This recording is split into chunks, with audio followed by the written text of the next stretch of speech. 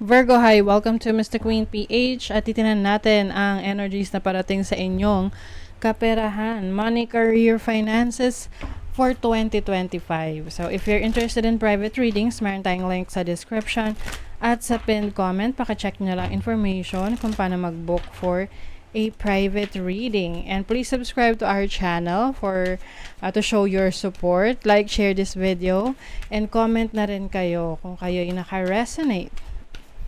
Okay, so let's see, Virgo. What's coming to you? Money, career, finances. For Virgo, money, career, finances. Passion. You're going to be passionate in your career, in your business. Meron ding new beginnings for some of you. And also, maaring masarap ang tulog nyo ngayong 2025 dahil medyo hindi ganun kadami magiging problema nyo pagdating sa pera. 'Di ba? Masarap matulog pag wala kang iniisip na problema.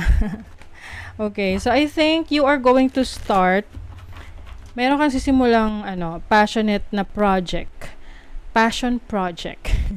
Or anything na you've been planning na gawin. This can be a business or paraan mo para maging self-employed. You are going to focus on what you love doing. So, pwedeng gagawin mo siyang career na, gagawin mo na siyang business. Oo. Let's say, mahilig kang manahe.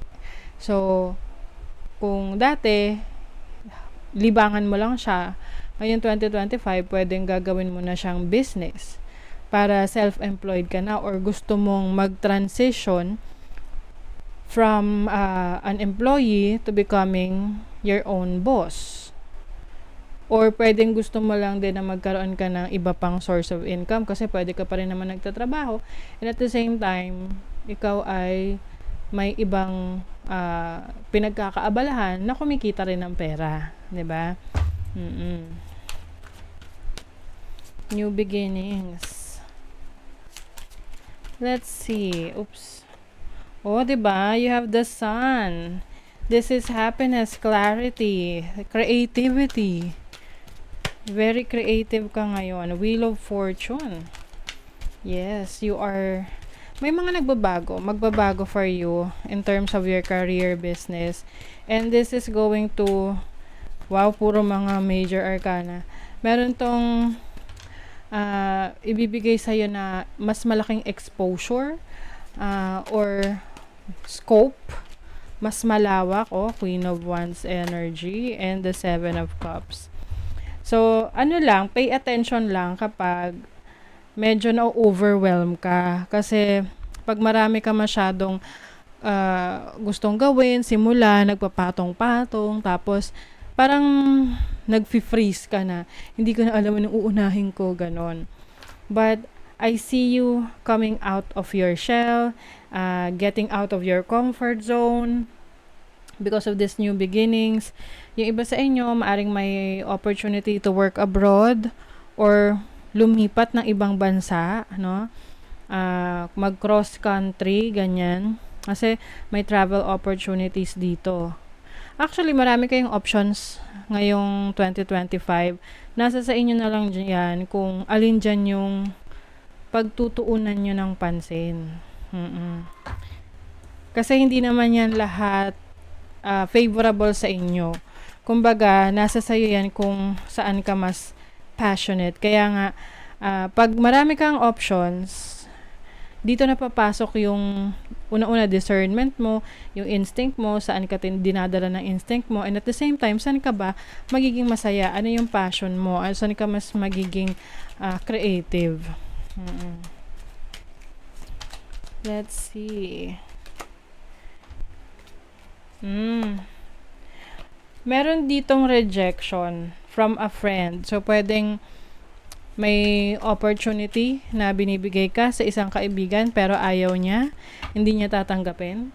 Let's say, sinabi mo sa friend mo, uy friend, mag-business tayo, pero ayaw niya.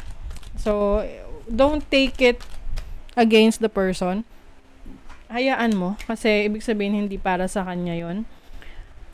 Or kung meron ka man na pinupursue or ipupursu ngayong 2025 na kahit anong gawin mo hindi na pupunta sa'yo, it only means hindi talaga yun para sa'yo. Huwag mo nang ipilit. Okay? Kasi merong para sa'yo talaga na kung saan isi-celebrate mo, you will be recognized. 50-50. So, depende talaga yan sa iyong decision. Oo, kasi may mga pagkakataon na nag-iiba-iba yung decision mo. Kaya maganda rito na ikaw ay sigurado talaga sa mga gusto mong i-pursue sa buhay. Yung iba sa inyo, you will experience independence. Kung dati kayo ay umaasa sa ibang tao, ngayon, kayang-kaya nyo na on your own.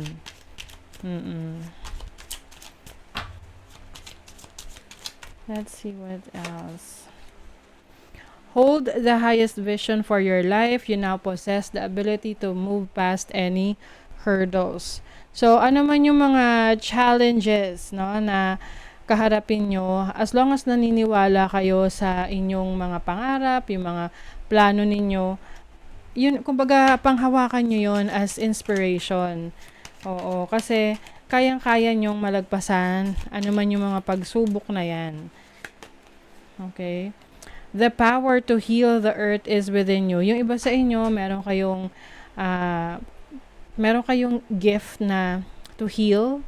So, pwedeng kayo ay spiritual healer, or pag sinabi kasing healer, hindi yung mga typical na parang mga manggagamot na ano. Although may mga ganun din naman, but you can be a healer just being present in a situation or in a place. Oo, kasi may mga tao na, 'di ba? Lalo na yung mga comedians, no? 'Di ba, kapag sabi nga nila, laughter is the best medicine. Kasi yung mga tao na nanonood ng mga comedians, natutuwa sila, natatawa sila. Tapos it gives them positive vibes, and somehow it heals their sadness, something like that. So, ganong tipo ng healer. Yung iba naman, literal na healer, like you are nasa medical field ka, at let's say you are a doctor or a nurse. So, meron kang power to heal others. Ayan. Prosperity is flowing. Have faith that you will receive it in the perfect form. Ayan. So, yung prosperity, marireceive mo yan sa tamang panahon at kung ano yung talagang dinideserve mo. Okay? In the perfect form, kumbaga. Okay, let's see what else. For Virgo, 2025 kaperahan. Kailangan din daw marunong kang tumanggi. Oo, hindi laging oo ng oo. Para lang ma-please mo ang ibang tao. If there is something wrong, hindi ka payag, just say no. Okay? Halimbawa, may nag-offer sa'yo ng business or kung ano pang products, pero hindi mo feel, no? Just say no. 'Di ba? Okay lang yan. You are also called sa iyong divine destiny, sa iyong destiny. Some of you, kung ano man yung mga gagawin yung trabaho, career path, no? Ngayong 2025, some of you, you will go to the path of your destiny, your life's purpose. 'Di ba? May upgrade. It's time to level up.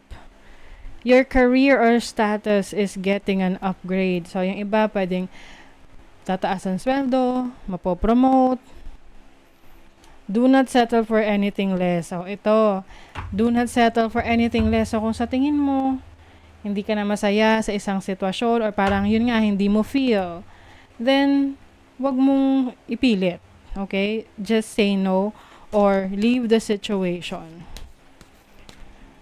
Okay. Don't run from the darkness, embrace your shadow side. What aspect of yourself have you been afraid to look at or address? Ayan. So, maaring meron kang mga i-workout na mga unhealthy habits pagdating sa pera, sa trabaho, sa business mo. So, yung shadow side mo, at least aware ka kung ano yung mga bagay na hindi nakakabuti sa'yo when it comes to managing your finances, your having your business or your career. Okay? So, that is your reading, Virgo. Thank you so much and good luck for 2025. See you again.